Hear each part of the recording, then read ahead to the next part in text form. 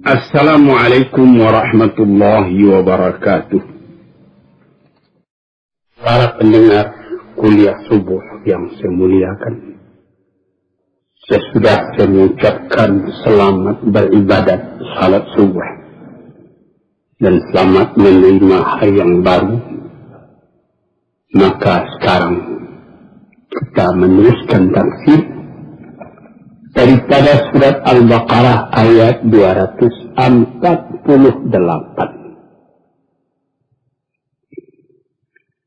A'udzubillahi minasyaitonir rajim.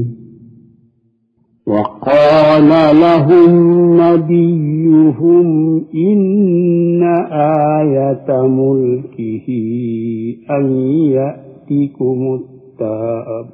ya'tiyakumut التابوت أن يأتيكم التابوت فيه سكينة من ربكم وبقية مما ترك آل موسى وآل هارون تحمله الملائكة إن في ذلك لآية لكم إن كنتم مؤمنين. Di ayat yang telah terdahulu yang telah kita tafsirkan, yaitu tentang keinginan mempunyai raja yang akan dapat memimpin mereka di medan perang. Lalu diutus Tuhan seorang raja namanya Talut. Tapi ada lagi kritik, ada lagi rasa tidak setuju daripada rakyat Bani Israel itu. Mengapa Talut, seorang miskin yang akan diangkat jadi raja? Anna yakunu lahul mulk alaina. Bagaimana caranya mereka akan menjadi penguasa kepada kami, menjadi raja kami? Padahal kami nahnu ahqqu bil mulki minhu. Kami lebih berhak menjadi raja dari dia. Mengapa? Kami kaya, padahal dia tidak punya apa-apa. Dia tidak ada uang, dia tidak ada harta. Lalu dijawab oleh Nabi mereka itu. Dia dipilih oleh Allah menjadi raja, bukan karena uangnya. Tetapi dia mempunyai bastatan fil ilmi wal jismi. Dia mempunyai keluasan bukan perkara harta, tapi perkara ilmu. Jadi kalau disuruh pilih, kita kaya raya tapi bodoh. Mana yang lebih baik dengan orang tidak kaya tapi ilmunya, pengetahuannya, kesehatan badannya, itu ada padanya. Orang yang berpikir luas memandang jauh, orang lebih suka memilih yang akan jadi raja itu yang sehat badannya, luas ilmunya. Walaupun harta itu tidak ada pada hari ini karena ilmu, pengetahuan dan kesehatan badan, lain hari bisa datang itu harta. Sebaliknya orang yang kaya raya, kalau dia bodoh, atau dia sudah merasa senang dengan hartanya itu, dia tidak ingin menambah lagi, melainkan menghabiskan yang ada. Akhirnya banyak yang kemudiannya beberapa tahun belakang menjadi orang melarat. Ini pernah kejadian di antara raja-raja Bani Umayyah. Ada 3 raja terkenal. Raja Sulaiman bin Abdul Malik terkenal karena dia raja kaya, suka makan. Jamuan, makan. Segala macam makanan, segala macam masakan. Mesti bawa ke istana, sediakan di istana. Sehingga ribut selalu siang malam pasal makanan. Sehingga yang jadi pembicaraan orang di luar, engkau berapa macam makanan hari ini. Terpengaruh orang banyak karena raja demikian itu. Kemudian itu Raja Sulaiman bin Abdul Malik mati karena terlalu kenyang. Dia makan bebek, makan itik 8 ekor satu hari. Kita yang biasa ini 1 ekor pun tak habis, dia sampai 8 ekor. Mati karena terlalu kenyang. Ada lagi raja yang lain, yaitu tadi Sulaiman bin Abdul Malik, yang satu lagi Hisham bin Abdul Malik. Ini Hisham bagaimana? Itu model-model pakaian saja, berganti 4-5 kali satu hari, macam-macam dia model. Di mana saja model pakaian yang ada di Tiongkok, di Hindia, di mana pesan, sediakan buat beliau. Sehingga ketika dia naik haji ke Mekah, entah berapa puluh, 20-30 ekor unta untuk spesial membawa pakaian beliau saja. Kemudian memerintah pula Umar bin Abdul Aziz. Ini raja tidak kaya. Tidak memikirkan makan sekedarnya. Pakaian sekedarnya lekat di tubuh. Dia tidak mengambil baitul mal untuk kepentingan dirinya sendiri. Akhirnya Sulaiman meninggal. Hisham bin Abdul Malik meninggal. Umar bin Abdul Aziz meninggal.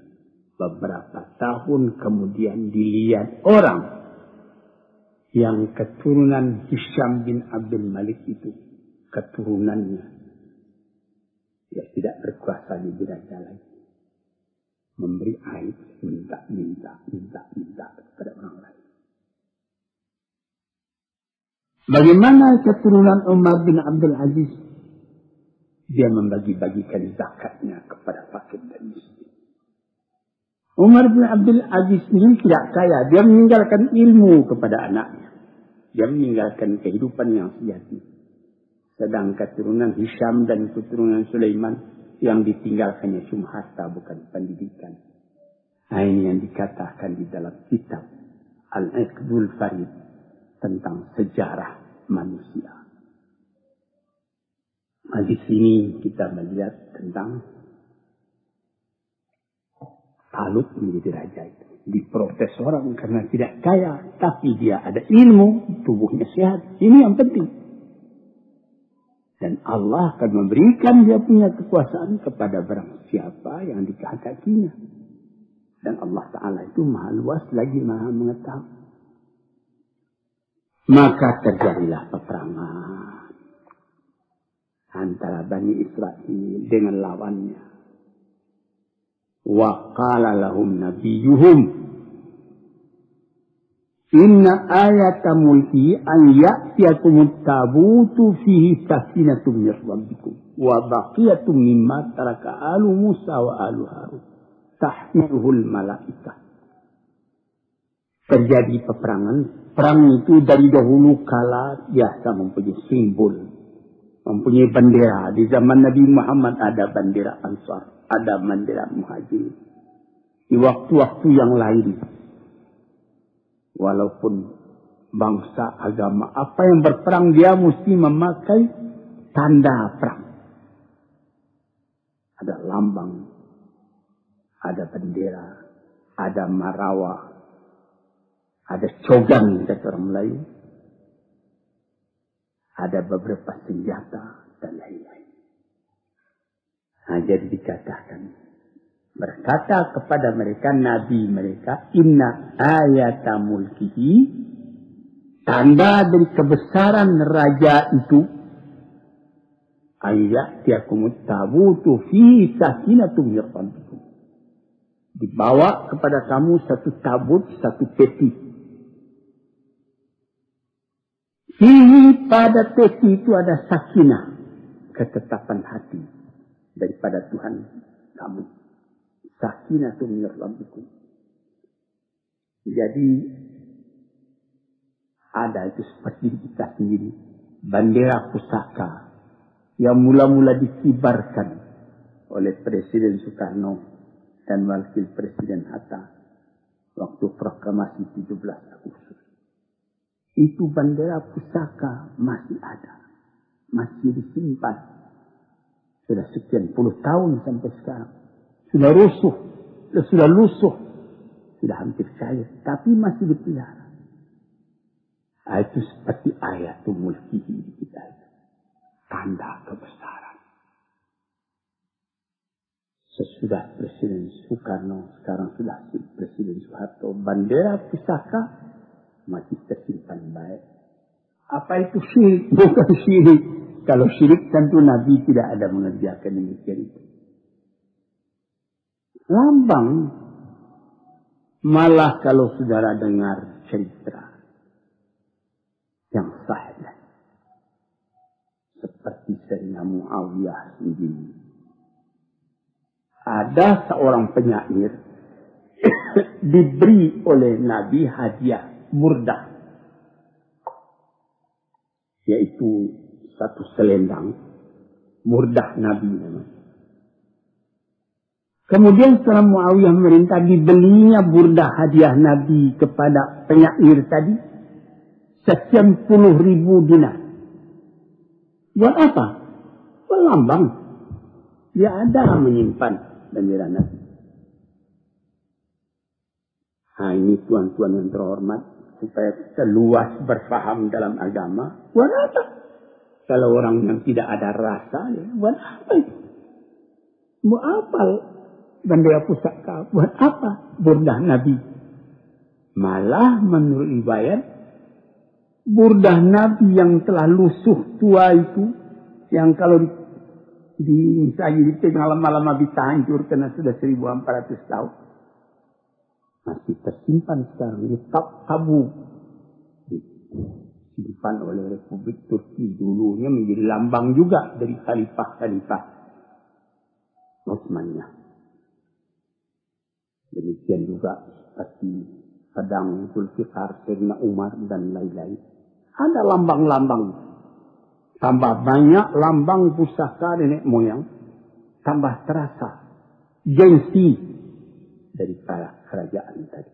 Nah, jadi di sini supaya tuan-tuan dapat mengetahuinya, Nabi mereka itu mengatakan tanda kekuasaannya ialah supaya akan datang kepada kamu tabut satu peti.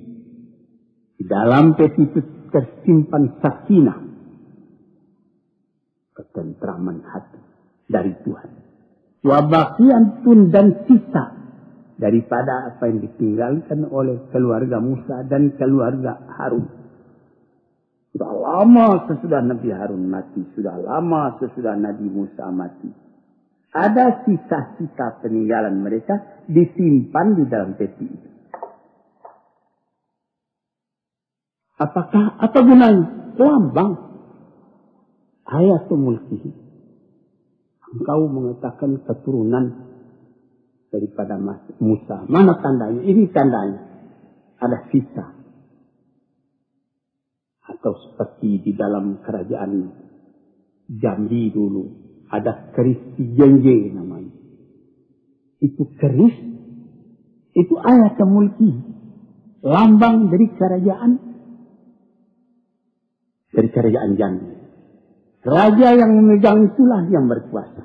Itu sebabnya diambil ikhtiar oleh Belanda bagaimana spesies Janja itu jatuh ke tangan dia. Saya juga pernah pergi ke kerajaan Brunei 10 tahun dulu lebih. Tahun 60 kalau saya tidak salah ke sana. Itu dikatakan di dalam batu bersurat di kuburan bahwa lambang yang ditinggalkan oleh Raja Minangkabau katanya yang datang ke negeri Yaman itu gentar. Nah, di sini nampaklah bahwa tiap-tiap negeri mempunyai lambang. Maka yang jadi lambang daripada orang yang pergi berperang itu ialah sisa-sisa peninggalan keluarga Musa dan keluarga Harun dibawa oleh malaikat. Sesungguhnya pada yang demikian itu adalah menjadi tanda untuk kamu jikalau kamu beriman kepada Allah.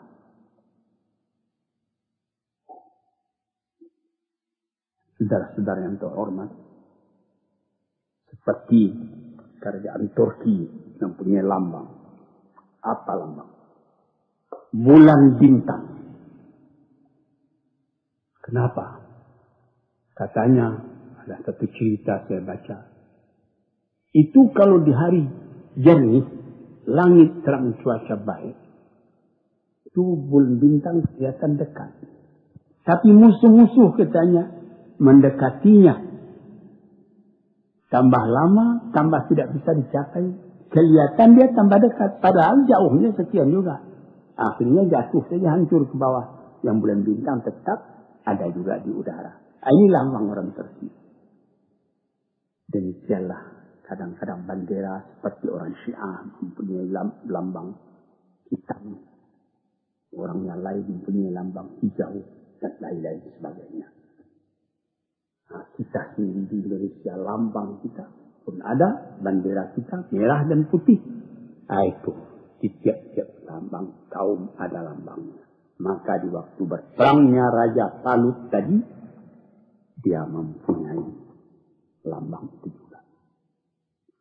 Falamma fasala Talutu bil junudi qala innallaha mubtalikum binar. Setelah Talut memegang atau memimpin peperangan, membagi-bagi tentaranya, yang sayap kanan, sayap kiri, yang penempur tengah dan lain-lain sebagainya, diberi ingat, kalian nanti akan berperang dengan musuh.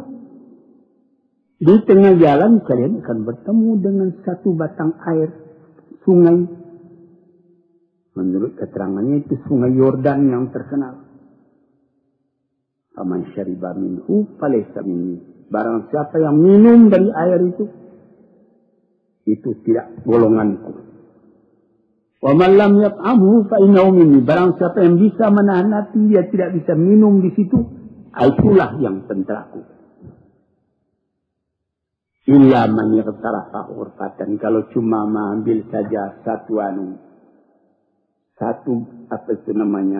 genggam air, dikecupkannya kedua belah tangannya, bertemu jari dengan rapat, diambilnya air sekian, diminumnya itu boleh. Tapi kalau sudah lebih daripada itu, terlalu banyak minum air, nanti kamu lemah berperang. Jadi setelah lama pergi berjalan, sampailah di batang air atau di sungai tadi. Diberi ingat, ingat, jangan banyak minum, cukup satu ciduk saja dengan air. Tapi yang minum satu ciduk itu tidak cukup, yang lain dia minum sampai dia punya perut jadi gempung karena minum. Fasyaribu minhu illa qalilan minhum. Semua minum, cuma sedikit yang tidak minum. Jadi kalau sudah terlalu banyak minum, kegesitan berjalan tidak ada lagi. Kalau sedikit saja bisa kuat, tapi kalau sudah tak minum karena panas, airnya dingin, dihantam, lemah badan. Setelah lepas dari tempat minum itu, falamma jawazahu huwa walladzina amanu ma'hu. Setelah lepas dari tempat itu, Nabi dan bersama dengan orang-orang yang beriman itu, qalu la taqata lana al-yawma bijalut wa junudi.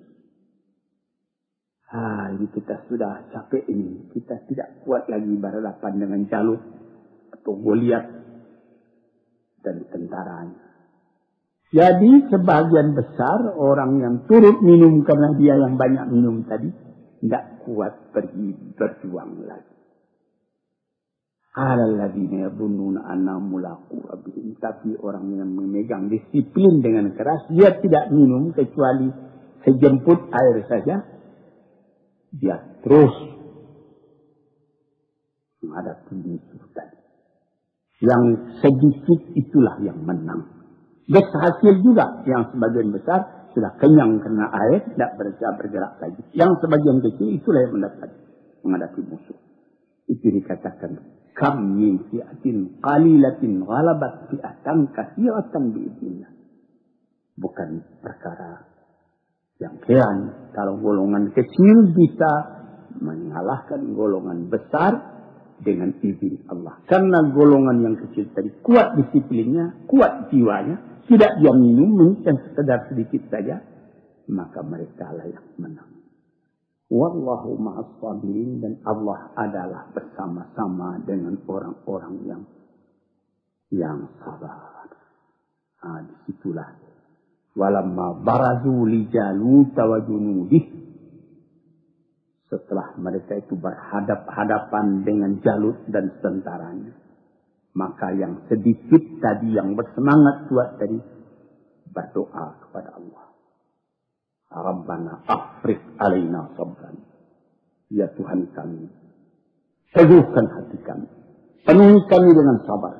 Wasabbit aqdamana, teguhkan langkah kami. Wansurna 'alal qaumil kafirin, dan tolonglah kami ya Allah menghadapi kaum yang kafir.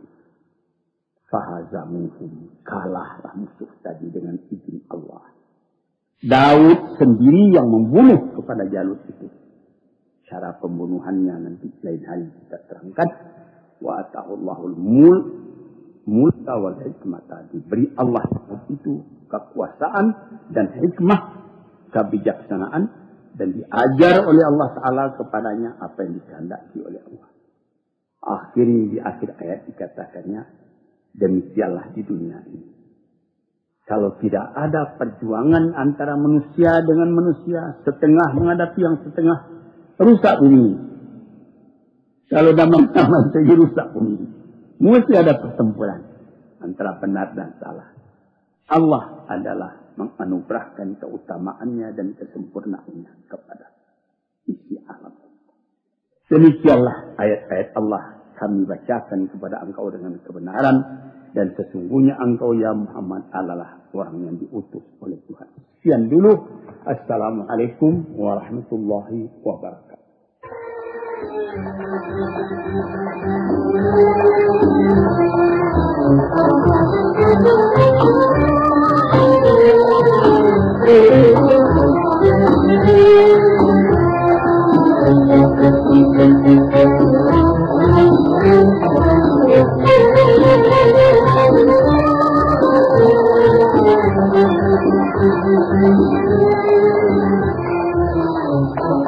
Thank you.